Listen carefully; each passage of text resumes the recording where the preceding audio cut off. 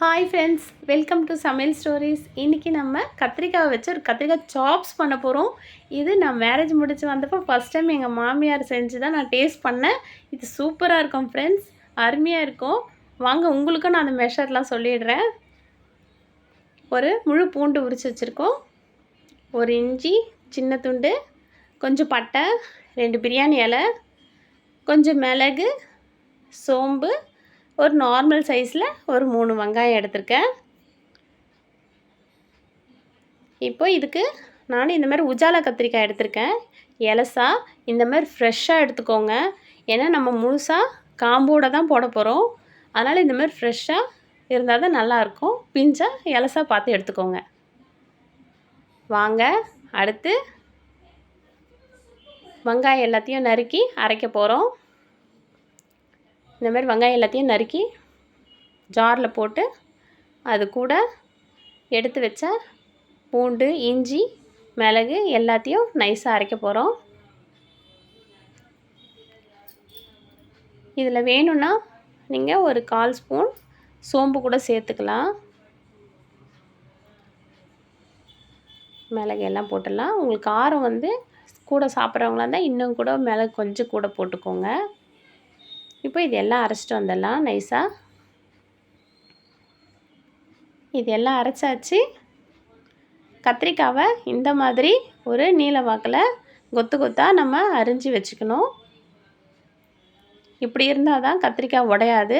காம்போடு இப்படி தான் இருக்கணும். இப்போ கடாய் வச்சுட்டு தேவையான அளவுக்கு எண்ணெய் ஊற்றிடலாம்.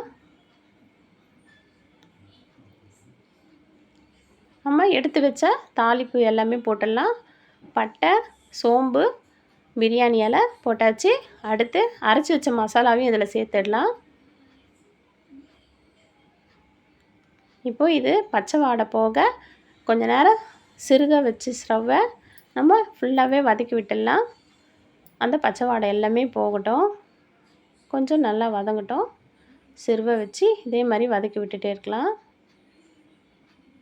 கொஞ்சம் வதங்கட்டும்.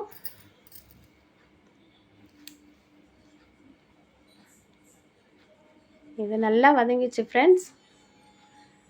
அது தண்ணி எல்லாமே வற்றி நல்லா வதங்கியிருக்கு. மசாலா நல்லா வதங்கியிருக்கு. இப்போது இந்த ஸ்டேஜில் நம்ம கத்திரிக்காவை எல்லாமே இதில் போட்டுடலாம். கத்திரிக்காவை கடைசியாக இந்த மாதிரி தாளிக்கிற நேரத்தில் மட்டும் அரிங்க, இல்லைன்னா கருத்துரும்.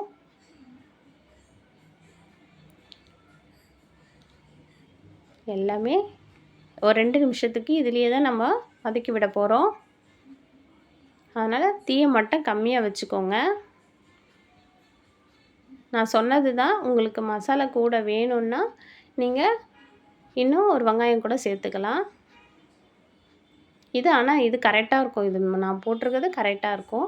கொஞ்சம் மஞ்சள் பொடி போட்டுக்கலாம். அடுத்து நான் வெறும் மிளகாத்தூள் தான் போடுறேன்.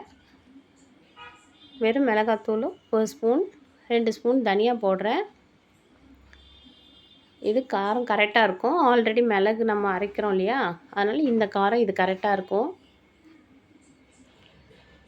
இது நல்லா ஒரு 2 நிமிஷத்துக்கு நம்ம இந்த எண்ணெயிலையும் மசாலாலையுமே வதக்கி விட்டு தான் நம்ம வேக வைக்க போகிறோம். இப்போ நான் இது கொஞ்சம் பெரிய கப்புனால 1/2 டம்ளர் காட்டுறேன். நீங்கள் நார்மல் டம்ளரில் 1 டம்ளர் ஊற்றிக்கோங்க, கரெக்டாக இருக்கும்.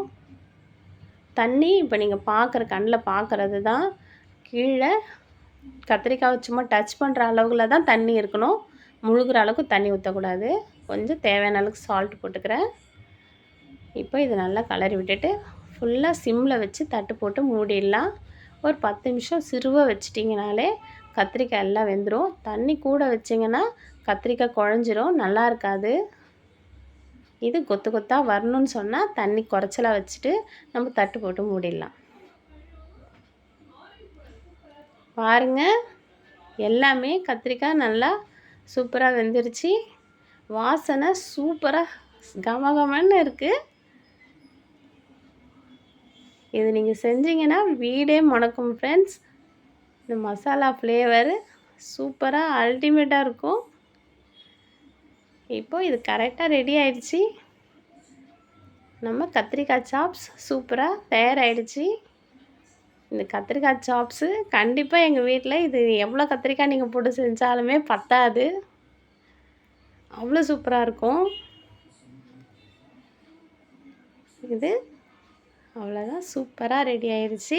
நம்ம கத்திரிக்காய் சாப்ஸ் கமகமன் வாசனையாக அழகாக ரெடி ஆயிடுச்சு. இப்போது இதை ஒரு சாம்பார் ரைஸ் கூட வச்சுட்டு நம்ம சர்வ் பண்ணோம்னா சாப்பாடு காலி ஆகிடும், கத்திரிக்காய் சாப்ஸும் காலி ஆகிடும். இது எங்கள் வீட்டோட ஸ்பெஷல். கண்டிப்பாக நீங்கள் இதை ட்ரை பண்ணி எப்படி இருக்குன்னு கமெண்ட் சொல்லுங்கள். பாருங்கள், அப்படியே எடுத்து சாதத்துக்கிட்ட வச்சு சாப்பிட்டோம்னா சூப்பர் ஃப்ரெண்ட்ஸ். நீங்களும் ட்ரை பண்ணி எப்படி இருக்குன்னு கமெண்ட் சொல்லுங்கள். லைக் பண்ணுங்கள், ஷேர் பண்ணுங்கள், சப்ஸ்கிரைப் பண்ணுங்கள். தேங்க்யூ.